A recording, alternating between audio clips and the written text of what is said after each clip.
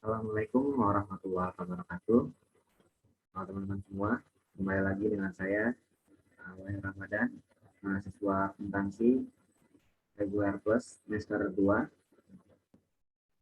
dengan NIM 290215016 Universitas Pancasakti Kota Bekasi.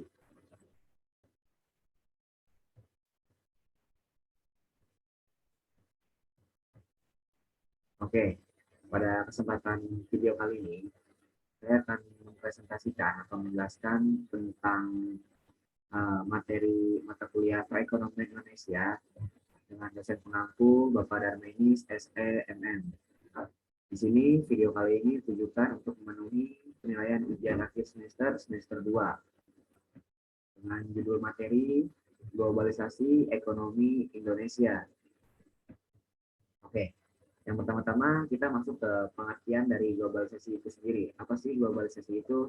Nah, globalisasi bisa diartikan sebagai perubahan yang muncul di tengah lingkungan masyarakat dan dipengaruhi oleh sejumlah faktor, di mana faktor tersebut memiliki sifat modern serta berasal dari pihak luar dan masuk ke dalam sebuah lingkungan masyarakat yang menirukannya. Oleh karena itu, adanya globalisasi ini cenderung membuat kebiasaan tradisional mulai terlupakan. Istilah globalisasi sebenarnya sudah mulai digunakan masyarakat dunia sejak abad ke-19. Hanya saja pada saat itu kata yang digunakan adalah globalize yang mengacu kepada munculnya jaringan sistem ekonomi dan sosial dalam skala internasional. Lalu, pada tahun 1983 oleh Theodore Levitt, seorang ekonom, Levitt menciptakan istilah globalisasi melalui karya tulisannya berupa artikel berjudul Globalization of Market yang diterbitkan pada media Harvard Business Review. Sejak saat itulah, Levitt diakui oleh dunia sebagai pencipta istilah globalisasi. Nah, lalu apa sih globalisasi ekonomi? Nah, globalisasi ekonomi sendiri merupakan sebuah proses yang muncul atau terjadi di saat masuknya keilmuan ekonomi pada sebuah negara dari luar. Proses masuk ke ilmu ekonomi pada ruang lingkup global atau dunia tidak mengenali adanya batasan terhadap sebuah negara maupun wilayah. Hal tersebut terjadi dengan alasan jika globalisasi memang hanya memandang dunia sebagai sebuah kesatuan yang tak memiliki batasan, yang mana suatu kesatuan tersebut mempunyai tujuan dalam terciptanya kawasan atau area perdagangan yang amat luas dan juga bebas. Dengan kata lain, globalisasi ekonomi merupakan bentuk perwujudan nyata terjadinya pembauran ekonomi serta munculnya ketergantungan ekonomi antar bangsa, baik level lokal, regional, bahkan nasional melalui pergerakan yang intensif dari produk, teknologi, barang, jasa, dan modal. Lalu, globalisasi ekonomi juga berkaitan sangat erat dengan fenomena perdagangan bebas yang berupaya menghapus beragam hambatan pada proses perdagangan di kancah internasional. Nah, berikutnya terdapat ciri-ciri dari globalisasi ekonomi. Yang pertama, teknologi berkembang demikian pesat.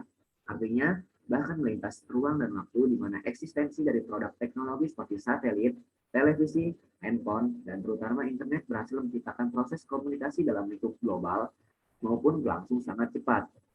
Nah, yang kedua ada munculnya ketergantungan pada produksi ekonomi dan pasar di negara-negara dunia yang diakibatkan oleh perdagangan global.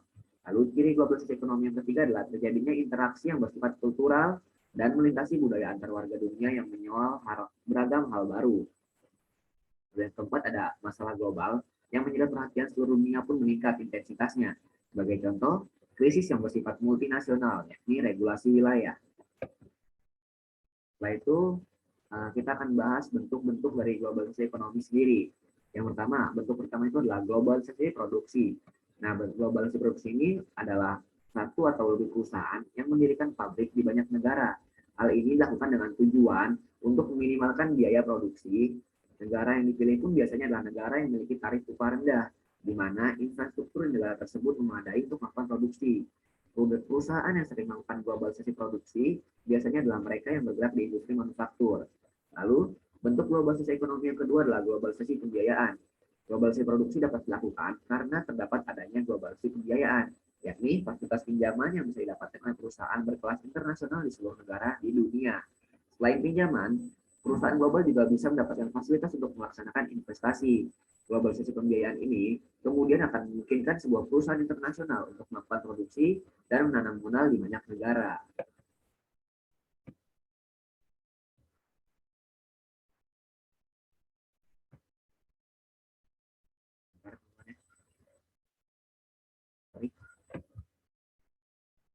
Lalu yang ketiga ada bentuk globalisasi ekonomi, yaitu globalisasi tenaga kerja, di mana masuknya tenaga kerja asing ke dalam suatu negara merupakan pertanda terjadinya globalisasi tenaga kerja ini. Pada kasus ini, perusahaan global sangat mungkin untuk menggunakan sumber daya manusia dari banyak negara di dunia. Tenaga kerja yang digunakan juga sesuai dengan tingkatannya. Namun sayangnya, hal ini juga membuka peluang bagi perusahaan tersebut untuk memakai jasa SDM yang sudah berpengalaman secara internasional. Lalu, bentuk yang keempat adalah globalisasi jaringan informasi. Fenomena borderless world tampak nyata pada globalisasi jaringan informasi ini, di mana masyarakat saat ini dapat secara cepat, mudah, dan murah mengakses informasi dari seluruh dunia. Kemajuan teknologi disinyalir menjadi penyebab utama dari munculnya fenomena ini, terutama teknologi komunikasi dan informasi. Masuknya brand internasional ternama di bidang fashion dan kuliner pun pada akhirnya menjadi selera global. Hal inilah yang sangat terasa di Indonesia. Lalu, bentuk globalisasi ekonomi yang kelima adalah globalisasi perdagangan, di mana fenomena ini menjadi bentuk utama dari bentuk globalisasi ekonomi. Globalisasi perdagangan diwujudkan dengan adanya tarif yang seragam, bahkan tak jarang negara-negara dunia menurunkan tarif ekspor dan impor, serta menghapus beragam hambatan yang sifatnya non-tarif. Hal ini dilakukan dengan tujuan agar perdagangan global menjadi makin cepat, adil, tetapi sekaligus ketat persaingannya. Lalu, ada dampak positif globalisasi ekonomi. Di sini beberapa dampak positif terjadinya globalisasi ekonomi. Yang pertama yaitu mampu menstimulus tumbuhnya perekonomian di negara berkembang. Yang kedua, globalisasi ekonomi membuat lebih terbukanya mekanisme dan kesempatan investasi di kancah internasional. Yang ketiga, globalisasi ekonomi mendorong ekonomi dunia untuk terus tumbuh, tak hanya secara parsial dan sektoral. Perekonomian dunia juga tumbuh secara menyeluruh. Lalu yang keempat adalah meningkatnya pendapatan negara-negara berkembang akibat perdagangan global, pada gilirannya mampu membuat pendapatan per kapita turut meningkat di skala global. Yang kelima ada globalisasi ekonomi membuat komoditas barang dan jasa di satu negara meningkat variasinya. Hal ini disebabkan karena banyaknya tawaran beragam barang dan jasa oleh banyak negara. Nah, selain dampak positif, globalisasi ekonomi juga memiliki dampak negatif. Di antaranya adalah yang pertama menyebabkan tidak efektifnya proses penyesuaian ekonomi di suatu negara. Yang kedua, globalisasi ekonomi juga memicu terjadinya kerusakan lingkungan. Hal ini karena meningkatnya pihak yang melakukan aktivitas industri dari mulai produksi hingga konsumsi. Yang ketiga adalah terjadinya kesenjangan pendapatan antar negara. Kesenjangan tersebut dapat juga terjadi dalam suatu negara. Hal ini disebabkan karena tidak meratanya wilayah yang mendapatkan dampak langsung dari globalisasi. Lalu dampak negatif yang keempat adalah mengakibatkan menurunnya level keamanan dalam pekerjaan. Hal ini merupakan dampak dari makin luasnya lingkup pasar, sehingga keamanan saat bertransaksi atau menjalankan pekerjaan yang sulit untuk dipastikan. Nah, lalu apa sih pengaruh globalisasi ekonomi itu di Indonesia tersendiri? Nah, sebagai penduduk dunia, Indonesia pun tak bisa menghindar dari pengaruh globalisasi ekonomi. Terdapat 4 macam sektor yang terdampak langsung oleh globalisasi ekonomi. Keempat sektor tersebut adalah tenaga kerja, investasi, ekspor, dan impor.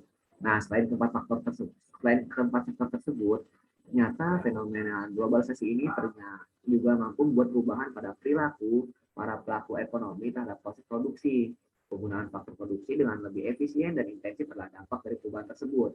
Adapun pengaruh positif dari globalisasi ekonomi dapat dirasakan di negeri ini adalah meningkatnya frekuensi investasi dan perdagangan, juga makin kompetitifnya industri tingkat nasional. Sementara itu, globalisasi ekonomi menyebabkan sektor ekonomi yang bersifat tradisional banyak ditinggalkan masyarakat. Mereka berbondong-bondong migrasi ke sektor ekonomi yang jauh lebih modern. Akibatnya, banyak pasar tradisional ini lebih sepi pengunjung. Oke, sekian materi tentang globalisasi ekonomi dan pengaruhnya terhadap negara kita, Indonesia. Kurang lebihnya mohon maaf. Saya akhiri. Wabillahi taufiq wal hidayah. Wassalamualaikum warahmatullahi wabarakatuh. Terima kasih.